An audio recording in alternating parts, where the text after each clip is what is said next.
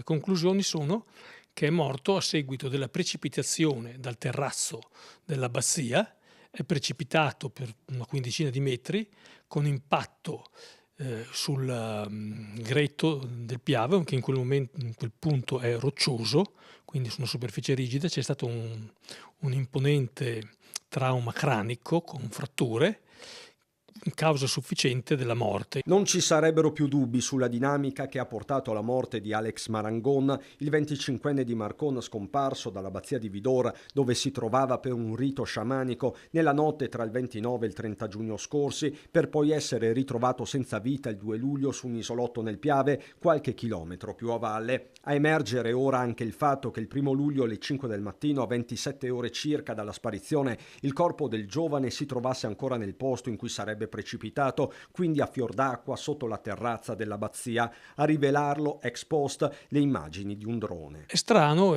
che non sia stato invece rilevato dai vigili del fuoco che si erano immersi e avevano perlustrato di persona quella zona nel pomeriggio della domenica.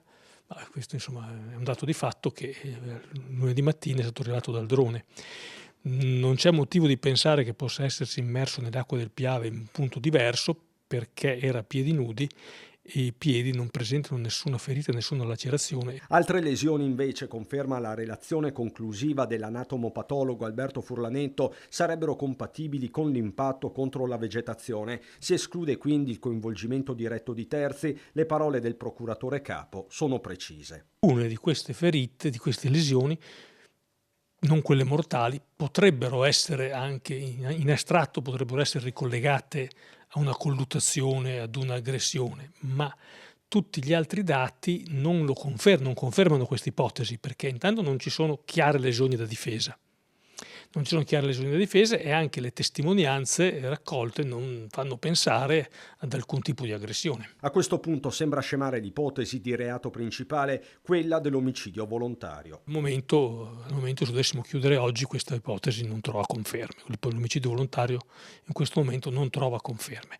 Il quadro delle indagini non è ancora completo perché manca un elemento molto importante, che è la consulenza tossicologica, che ci dovrà dire se e quali sostanze psicoattive Alex aveva assunto e quindi quale può essere stato l'effetto di queste sostanze sul comportamento di Alex. Da qui la possibile derubricazione del capo di imputazione da omicidio a morte conseguente da altro reato. Nello specifico reato di cessione di sostanze stupefacenti o psicotrope. In quel caso si dovrebbe accertare chi ha ceduto queste sostanze a Alex. Lo stesso Martani crede poco al gesto estremo, perlomeno fatto con consapevolezza. Non ci sono evidenze per cui avesse dei motivi al suicidio.